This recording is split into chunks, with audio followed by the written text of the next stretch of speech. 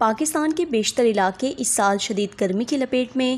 گرمی کی اس شدت میں بجلی کی لوڈ شیڈنگ میں اچانک اضافے نے انہیں مزید پریشان کر رکھا ہے۔ بڑے اور چھوٹے شہروں میں تقریباً ہر 2 گھنٹے بعد 1 گھنٹے کے لیے بجلی کی بندش کا سامنا ہے۔ اسی طرح اگر بلوچستان کی بات کی جائے تو لوڈ شیڈنگ کا دورانیہ کوئٹہ سمیت بلوچستان بھر میں ختم ہونے کے بجائے بڑھ گیا ہے۔ صوبائی دارالحکومت کے مختلف مضافاتی علاقوں میں لوڈ شیڈنگ 18 گھنٹوں جبکہ اندرون بلوچستان 20 گھنٹوں تک پہنچ گئی ہے۔ لوڈ شیڈنگ کے باعث گھریلو صارفین کے ساتھ کاروبار بھی متاثر ہو رہا ہے۔ کیا آپ کی طرف لائٹ ہے؟ دن میں کتنی بار لوڈ شیڈنگ ہو رہی ہے؟ یہ وہ سوال ہے جو آج کل شاید ہر دوسرا شخص گفتگو کے دوران پوچھ رہا ہے، کیونکہ گرمی کی شدت میں اضافے کے ساتھ ہی پاکستان بھر میں بجلی کی لوڈ شیڈنگ میں اضافہ ہو گیا ہے۔ ماہ رمضان کے آخری عشرے میں عوام عید کی تیاریوں کے سلسلے میں بازاروں کا رخ کر رہی ہے۔ ایسے میں کاروباری افراد کا کہنا ہے کہ بجلی کی بار بار بندش سے انہیں گاہکوں کی کمی اور نقصان کا سامنا ہے۔ یہ حالات کی کوئی اچھی منظر کشی نہیں، لیکن حال ہی میں وزیر اعظم شہباز شریف نے اعلان کیا ہے کہ 1 مئی سے ملک میں لوڈ شیڈنگ کا مکمل خاتمہ ہو جائے گا۔ لیکن گزشتہ روز جب 1 مئی کی ڈیڈ لائن ختم ہونے میں 2 دن باقی تھے